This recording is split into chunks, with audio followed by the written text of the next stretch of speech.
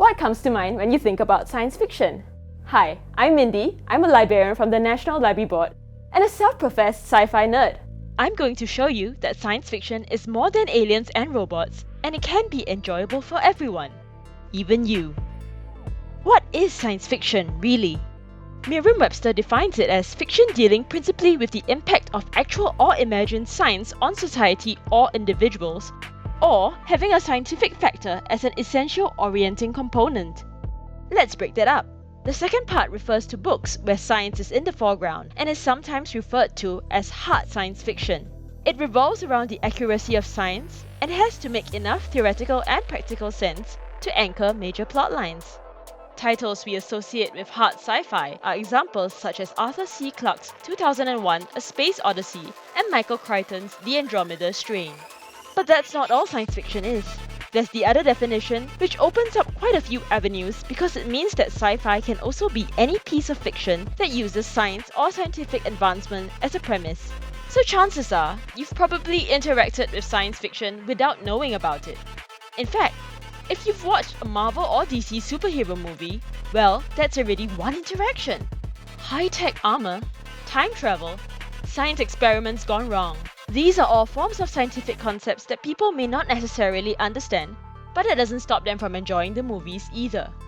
If you're someone who wants to check out sci-fi but feels intimidated by the science of it, here are a couple of books that deal less with the science, but more with its impact on society and the individual. In the World of Vicious by V.E. Schwab, there are people with superpowers known as extraordinaries. The two main characters, Victor and Eli, suspect these superpowers are triggered by near-death experiences. They help stage these experiences for each other, but once Eli gains his powers, he reneges on his promise to help Victor. Victor then convinces Eli's girlfriend to help him, but accidentally kills her in the process. This results in two arch-enemies intertwined in a never-ending cycle of revenge. If you're a fan of the superhero genre, a book like Vicious would be a great starting point. The only science involved is Victor and Eli's research experiments. Past that, the story is really about two complex characters trying to outsmart each other, and their thirst for revenge sweeping up everyone around them. Now, if you're familiar with the Hunger Games series by Suzanne Collins, here's another series titled Unwind by Neil Shusterman to whet your appetite. In the world of Unwind, a law dictates that if parents deem their child too rebellious or have no real societal value, they can choose to unwind the child. If the child is between the ages of 13 and 18, the child is then sent to be harvested for body parts for use in other people. Being unwound is a horrific concept, but the real issue the series explores is not just the science behind the technology itself, but the way policies are made and how compromises can go horribly wrong. This is where the definition of science fiction as the impact of science on society or individuals shines.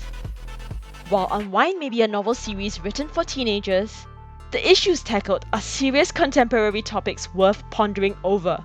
Moving along, in Ernest Cline's Ready Player One, the real world is a mess.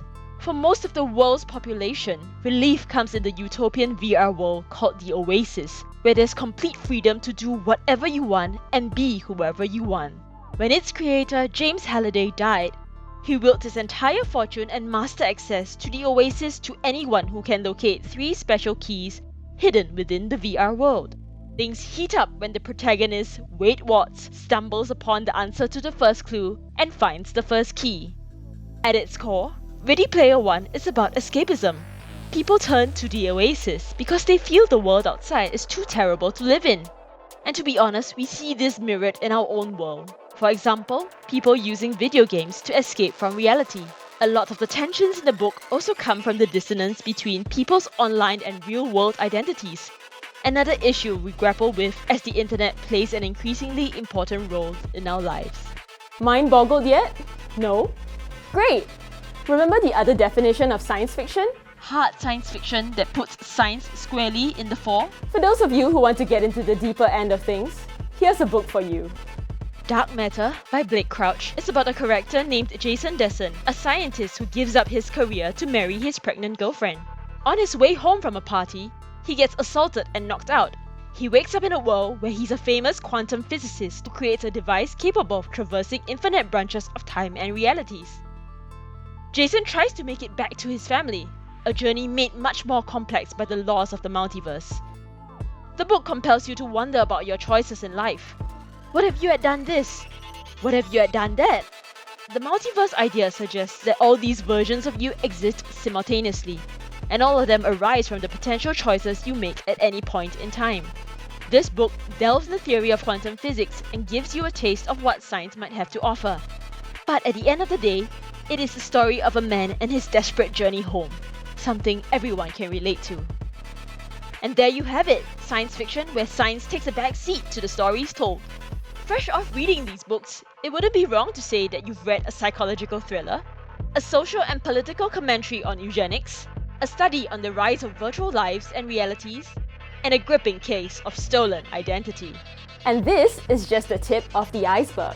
There are many accessible sci-fi books out there that explore a wide range of themes, like feminism and the patriarchy, human cloning, as well as artificial intelligence, and much, much more. I hope you've learned more about this wonderful fiction genre and how it can be for everyone, if you give it a chance.